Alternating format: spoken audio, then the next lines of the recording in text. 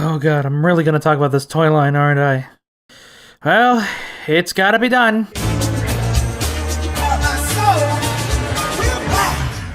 Now, you just might have noticed that I don't do negative reviews too often here on Ramblings. You know, the internet's got enough angry video critics, ranting about stuff that doesn't really matter in the long term, and, I've generally wanted to avoid that attitude, especially having dipped into that attitude once or twice here on my channel. But today, my friends, is a rare exception.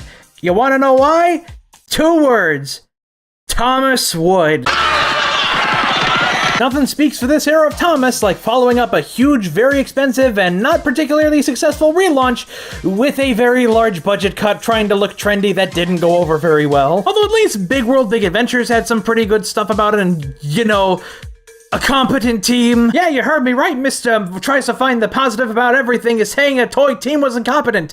Which, to be honest, if you had to go and look at this and not realize a year later, maybe people like their toys colored, you might be a tiny bit. Okay, maybe not all of it. There was a few decent sets and engines that came out of the range that my friend Delmar Mullins has actually looked at and made some pretty good reviews of. And he's even made a pretty decent series out of it.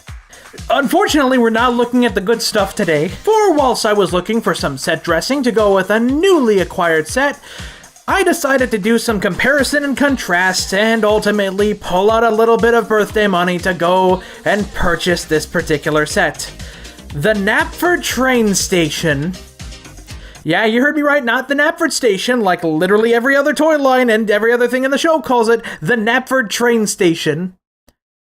Let that be a sign of what we're in for. So diving right into it, the first major red flag I ended up finding was this thing is light despite being a decently big package. I was in genuine shock seeing this massive package on my front door, and then all of a sudden just this thing being like light as a feather. This is like styrofoam. I'm not even kidding. Also standing out is the packaging style guide, which honestly, out of all the Thomas style guides, I think this is easily my least favorite. I mean, it represents the toy line itself. It's boring, bland, corporately sanitized, has no personality whatsoever. Some of the colors are a little nice, but overall it feels very washed out and not really full of life. And then you get to the description. What kind of stories will kids create when a passenger enters a cafe in the most famous train station on Sodor? Is the passenger late? Is the baker out of donuts? Are there gluten-free options? Get it? Because gluten-free is a thing that's cool and hip and relevant and totally not just being capitalized because it's funny and trendy. Like the tracks of this iconic station, the kid-crafted tales can lead anywhere. Oh yeah. The one, and the 2 adapters you get with it. Okay, no more dawdling around. Let's get this free from its prison so that we can actually talk about it and then go over things and... Wow, there really isn't that much in this set. I know it's a destination, but...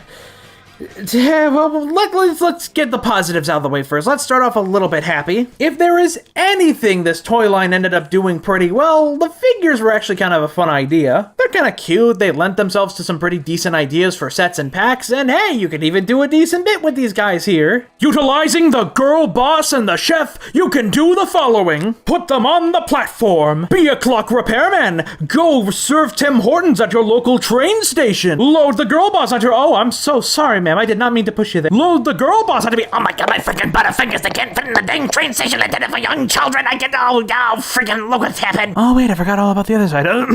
Send the businesswoman on her way. Give her a trip shorter than my patience with airline customs. And, oh, I forgot to film footage with her on the bench. Whoops, sorry. And alongside the bench, you also get this nifty clock tower that's actually based on the one at Thomas Land USA at Edaville. That's actually kind of a cool touch, especially as someone who has technically engraved his name in Thomas history by winning a gift shop naming contest for that park. Someone buy Edaville, please. I want to go back to it soon. The cafe section is kind of a fun touch, and, well, that's about all the positives I've really got about this set, so let's start off with the negatives. Firstly, it looks awful. I know there's been some pretty naff Knapfords from Mattel, but this is the most empty feeling one of them all. It's not really that big, it's not really that impressive, and the detail is just non-existent. And a lot of that can be chalked down to just being a single lane and a single, sad, barely even filled roof. And when you consider that this set can pretty well fit right into the palm of my big meaty hands, it's not impressive at all. Like, this barely fits a Coach and an Egg Thomas inside there. I can't at all imagine how this would have been like with a regular wood Thomas. And when you consider how large and impressive even the more naff Knapfords look, there's no excuses for it. It just looks tiny and sad. Speaking of, while the inclusion of an Express Coach was nice, it's pretty lame as just an Annie and Clarabelle recolored with the Express Coach colors. The figure gimmick, while fun, only leaves you with about half a coach, and maybe this is just me, but the construction on my coach looked a little bit sloppy. Like, this does not look properly aligned at all. Maybe the incorporation of the figures didn't decide to give all the coaches the appearance of a magician song and half act. Hey, maybe it could have looked a little better. Also, forgive me for swearing so that Copa doesn't take this video down, but what the hell is up with the track? Who thought this was a good idea? What Starbucks sipping hipster decided to go, hey, let's take this perfectly fine, doesn't need changing, works perfectly okay track system and do our own thing because we want to look special. I mean, give them credit, every single set did include adapters for the regular wooden track, but why change it in the first place? Did the morons designing this toy line honestly think kids wouldn't get a simple put a peg into a hole concept? Kid-friendly track? Oh, what, you mean the kid-friendly track that's way cheaper for you to produce? Also, I don't know if you noticed this, but for a toy line called Thomas Wood, there isn't a whole lot of it in this set. All you get for wood in this set are the support beams, the parts of the coach they screw on, the bench top, and the clock. That's it! And no, wood shavings mixed into the plastic does not count as wood. That's ugly. Well, matches the rest of the town. I wouldn't be complaining about this if this was maybe at most a $20 set, except this was charged in Canada at max retail price for $35! 35!